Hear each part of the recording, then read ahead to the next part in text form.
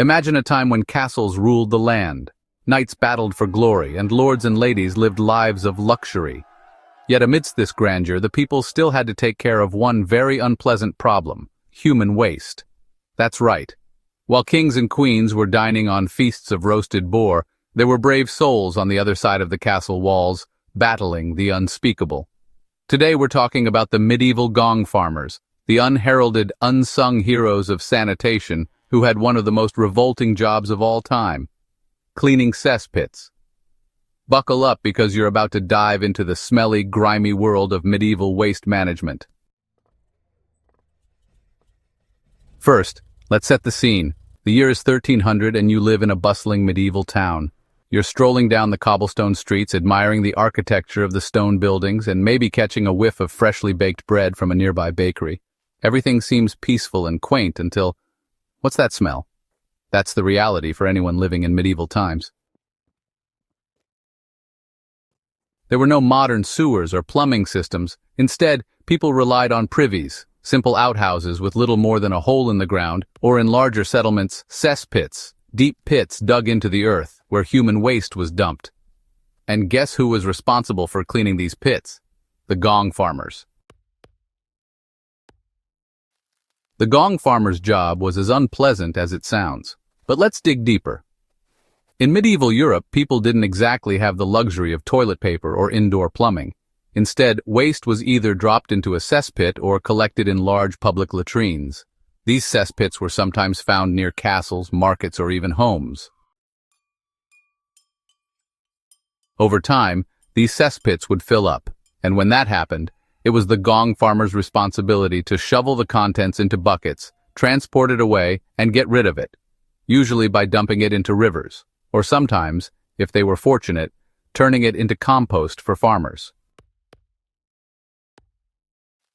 You can imagine the challenges these workers faced, constantly exposed to unpleasant smells, dangerous conditions, and the constant risk of diseases like cholera or the plague. Not to mention, some of these cesspits were incredibly deep, and accidents were common. Gong farmers had to be careful not to fall in, or worse, be buried alive by the very filth they were tasked with removing. If you've ever thought your job was bad, just try shoveling waste from an open cesspit in the dead of night. But despite the gruesome nature of the work, the gong farmers were highly valued. In fact, they played a crucial role in preventing the spread of disease and ensuring the safety of the community. You see, the waste that was collected in these cesspits didn't just sit there. It was a breeding ground for bacteria, and untreated waste often led to public health disasters. When a cesspit filled up, it became an urgent matter. If the waste wasn't removed, it would contaminate the local water supply, leading to outbreaks of cholera, dysentery, and other deadly diseases. In fact, the gong farmers were instrumental in preventing large-scale disease outbreaks in medieval times. By keeping the cesspits clean and removing the waste regularly, they helped ensure that water sources weren't contaminated. So while their work may seem, pretty repulsive today, they were absolutely essential for public health, and their jobs were viewed as vital for the survival of the community. But how did they get this job? Well, being a gong farmer wasn't really something you chose. It was a job born out of necessity. At the time, medieval society was largely divided into classes, and those at the bottom of the social ladder had, honestly, very few job options.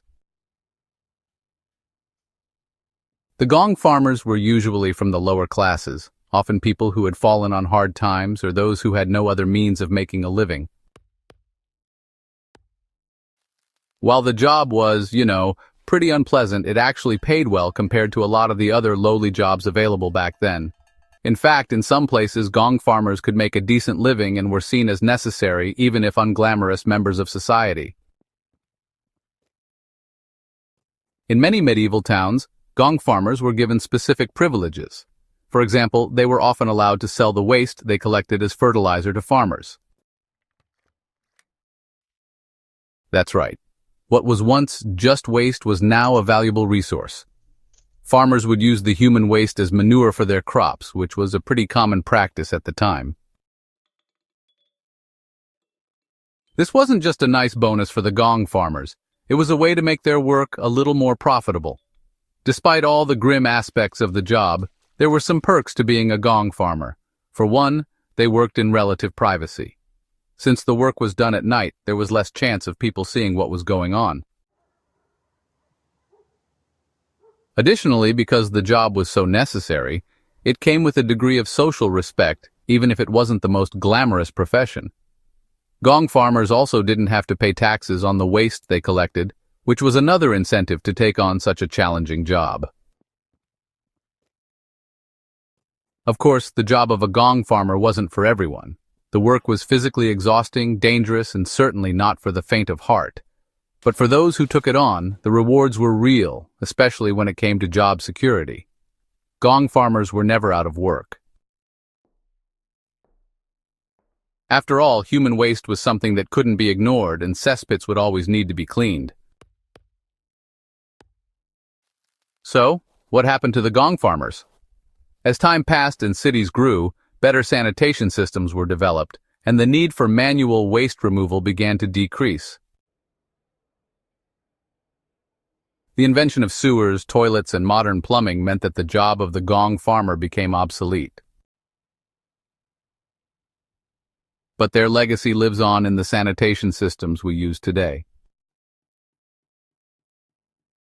Without their work in those early days, we might not have the advanced systems we take for granted now. Next time you flush the toilet or wash your hands, take a moment to appreciate the hard work of those medieval gong farmers. Their job may have been dirty, smelly, and dangerous, but it was also incredibly important. In a way, they were the unsung heroes of medieval society, ensuring that their communities stayed safe and healthy. Thank you for joining me on this journey through history.